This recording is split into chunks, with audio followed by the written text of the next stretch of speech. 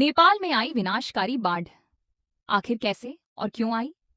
नमस्कार दोस्तों।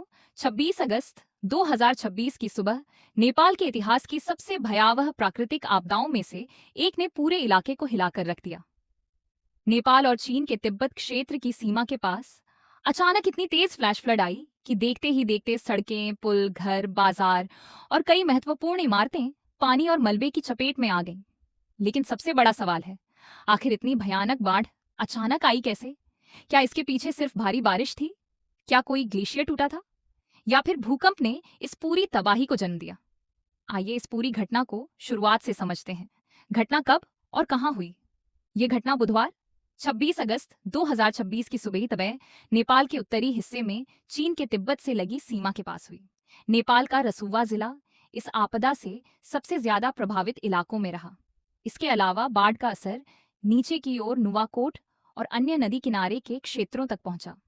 सीमा के दूसरी तरफ चीन के तिब्बत स्थित गिरजोंग काउंटी और गिरजोंग पोर्ट क्षेत्र में भी भारी नुकसान की खबर सामने आई। यह इलाका हिमालय का बेहद ऊंचा और पहाड़ी क्षेत्र है, जहां नदियां संकरी घाटियों से होकर तेजी से नीचे की ओर बहती हैं। यही भौगोलिक स्थिति इस घटना को और ज्यादा खतरनाक बनाती है। असली कहानी शुरू होती है पहाड़ों से। शुरुआती जानकारी में लोगों को लगा कि शायद अचानक भूकंप या भारी बारिश की वजह से बाढ़ आई, लेकिन बाद में सैटेलाइट तस्वीरों और वैज्ञानिक जांच से एक अलग तस्वीर सामने आने लगी। वैज्ञानिकों के अनुसार ऊंचाई वाले इलाके में बर्फ और चट्टानों का एक बहुत बड़ा हिस्सा ग्लेशियर क्षेत्र से टूटकर नीचे आया।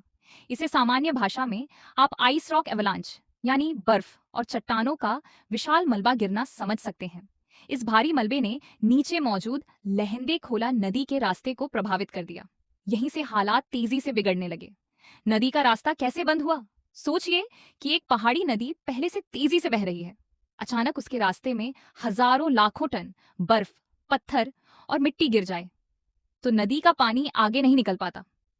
ठीक ऐसा ही होने की आशंका जताई जा रही है। बर्फ और चट्टानों का मलबा नदी के रास्ते में जमा हुआ और एक तरह का प्राकृतिक अस्थायी बांध बन गया। इसके पीछे पानी जमा होने लगा। कुछ समय के लिए ऐसा लगा जैसे पहाड़ों के बीच अचानक एक अस्थायी झील बन गई हो, लेकिन यह बांध मजबूत नहीं था। इसके पीछे लगातार पानी का दबाव बढ़ रहा था और फिर अचानक यह प्राकृतिक रुकावट टूट गई। फिर आया पानी का खौफनाक सैलाब। जैसे ही जमा हुआ पानी और मलबा अचानक नीचे की ओर निकला, वह सामान्य नदी का पानी नहीं था। उसके साथ बर्फ, बड़े बड़े पत्थर, मिट्टी, पेड़ और भारी मलबा भी तेज गति से नीचे आया। यानी यह सिर्फ बाढ़ नहीं थी, ये एक तरह का मलबे से भरा फ्लैश फ्लड था। पानी इतनी तेजी से नीचे आया कि लोगों को संभलने और सुरक्षित जगह पहुंचने का बहुत कम समय मिला। नदी की धारा अचानक कई गुना ज्यादा शक्तिशाली हो गई और रास्ते में आने वाली चीजों को अपने साथ बहाने लगी। सड़कें और पुल कैसे बह गए? नेपाल का यह पूरा इलाका पहाड़ी घाटियों में बसा हुआ है। नदियों के किनारे सड़कें, पुल, बाजार और दूसरी सुविधाएं मौजूद हैं। जब बाढ़ का पानी इतनी तेज गति से नीचे आया तो कई पुल इसकी ताकत को सहन नहीं कर पाए। सड़कों पर कीचड़ और चट्टानों का मलबा जमा हो गया। कई जगह सड़कें टूट गईं। कई इलाकों का संपर्क दूसरे क्षेत्रों से कट गया। बिजली और संचार व्यवस्था पर भी असर पड़ा। रिपोर्टों के अनुसार करीब 40 किलोमीटर सड़क और कई पुलों को भारी नुकसान पहुंचा है। क्या भूकंप भी इसकी वजह था? अब आता है इस घटना का सबसे महत्वपूर्ण सवाल। बाढ़ से कुछ समय पहले इलाके में भूकंपीय गतिविधि की रिपोर्ट सामने आई थी। इसी वजह से शुरुआत में यह आशंका जताई गई कि शायद भूकंप की वजह से पहाड़ या ग्लेशियर का हिस्सा टूट गया। लेकिन बाद की वैज्ञानिक जांच में तस्वीर कुछ अलग दिखाई दी। अमेरिकी भूवैज्ञानिक सर्वेक्षण यानी यूएसजीएस के विश्लेषण के अनुसार मुख्य कारण ग्लेशियर का टूटना और उसके बाद हुआ विशाल मलबा प्रवाह था, न कि कोई बड़ा भूकंप। हालांकि वैज्ञानिक यह भी जांच रहे हैं कि स्थानीय भूकंपीय हलचल ने पहाड़ या ग्लेशियर को अस्थिर करने में कोई भूमिका निभाई थी या नहीं। इसीलिए अभी यह कहना सही नहीं होगा कि पूरी आपदा सिर्फ भूकंप की वजह से हुई।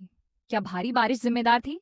नेपाल में अगस्त का महीना मानसून का समय होता है, इसीलिए भारी बारिश और पहाड़ों में पानी बढ़ना इस क्षेत्र के लिए असामान्य नहीं है। लेकिन इस घटना में वैज्ञानिकों का ध्यान सिर्फ बारिश पर नहीं है। मुख्य सवाल यह है कि बर्फ और चट्टानों का इतना बड़ा हिस्सा अचानक नदी में कैसे गिरा और उसने नदी के प्रवाह को कैसे बदला। यही घटना को सामान्य मानसूनी बाढ़ से अलग बनाती है। इसका असर कितना भयानक था? बाढ़ ने नेपाल के रसुवा और नुआकोट सहित कई इलाकों को प्रभावित किया। लोगों के घर, सड़कें, पुल, बाजार और बिजली से जुड़ा बुनियादी ढांचा बुरी तरह प्रभावित हुआ। नेपाल में मृतकों की संख्या लगातार अपडेट की जा रही है और सैकड़ों लोगों के लापता होने की रिपोर्ट सामने आई है। कई विदेशी पर्यटक और कर्मचारी भी लापता बताए गए हैं। रिपोर्टों में भारत सहित कई देशों के नागरिकों के लापता होने की जानकारी भी सामने आई है। चीन के तिब्बत क्षेत्र में भी कई लोगों के लापता होने और मौतों की सूचना सामने आई है। वहां गेरोंग पोर्ट क्षेत्र में भूस्खलन और बाढ़ से सड़क, बिजली और संचार व्यवस्था प्रभावित हुई। बचाव अभियान कैसे चलाया गया?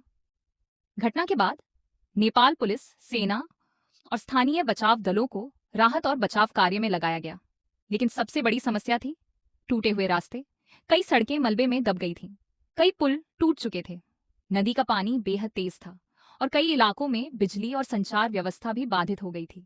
इस वजह से राहत टीमों के लिए प्रभावित लोगों तक पहुंचना काफी मुश्किल हो गया। हेलीकॉप्टरों के जरिए भी बचाव अभियान चलाने की कोशिश की गई। ये घटना इतनी खतरनाक क्यों थी? इस घटना की सबसे खतरनाक बात थी इसकी अचानक आने वाली प्रकृति। सामान्य बाढ़ में पानी बढ़ने में कई घंटे या कभी कभी कई दिन लग सकते हैं, लेकिन फ्लैश फ्लड में स्थिति मिनटों में बदल सकती है। पहाड़ों में अगर नदी का रास्ता अचानक मलबे से बंद हो जाए और फिर वह अस्थायी बांध टूट जाए तो पानी एक साथ बहुत बड़ी ताकत के साथ नीचे की ओर आ सकता है। और अगर नीचे संकरी घाटी हो तो पानी की गति और विनाशकारी क्षमता और बढ़ जाती है। क्या जलवायु परिवर्तन का भी संबंध है? वैज्ञानिकों ने हिमालय में बढ़ते तापमान और ग्लेशियरों में हो रहे बदलाव को लेकर लंबे समय से चिंता जताई है। तापमान बढ़ने से ग्लेशियर पीछे हट सकते हैं और कुछ जगहों पर बर्फ और पानी से जुड़ी अस्थिर परिस्थितियां बन सकती हैं। इसका मतलब यह नहीं है कि इस एक घटना को सीधे सीधे केवल क्लाइमेट चेंज के कारण हुआ घोषित कर दिया गया है, लेकिन विशेषज्ञों का कहना है कि गर्म होता हिमालय भविष्य में ग्लेशियर से जुड़ी ऐसी घटनाओं और अचानक आने वाली बाढ़ के जोखिम को बढ़ा सकता है। क्या ऐसी घटना पहले भी हुई थी? रिपोर्टों के अनुसार इसी लहंदे खोला नदी क्षेत्र से जुड़ी बाढ़ की एक और बड़ी घटना लगभग 14 महीने पहले भी हुई थी। इससे वैज्ञानिकों के लिए यह सवाल और महत्वपूर्ण हो गया है कि इस इलाके में नदी, ग्लेशियर और पहाड़ी ढलानों की निगरानी कितनी मजबूत है। आखिर पूरी घटना को एक लाइन में कैसे समझें? अगर पूरी घटना को आसान भाषा में समझें तो क्रम कुछ ऐसा था। पहाड़ पर बर्फ और चट्टानों का बड़ा हिस्सा टूटा, मलबा लहंदे खोला नदी में गिरा, नदी का रास्ता प्रभावित हुआ, पानी जमा हुआ, अस्थायी प्राकृतिक बांध टूटा, पानी और मलबा तेजी से नीचे आया, भोटकोशी और आगे के नदी तंत्र में तेज बाढ़ पहुंची, रास्ते में आने वाले घर, पुल, सड़क और दूसरी संरचनाएं तबाह हो गई। यानी ये सिर्फ एक साधारण बारिश की बाढ़ नहीं थी, यह पहाड़, ग्लेशियर, मलबे और नदी के अचानक बदलते प्रवाह से बनी एक विनाशकारी फ्लैश फ्लड थी।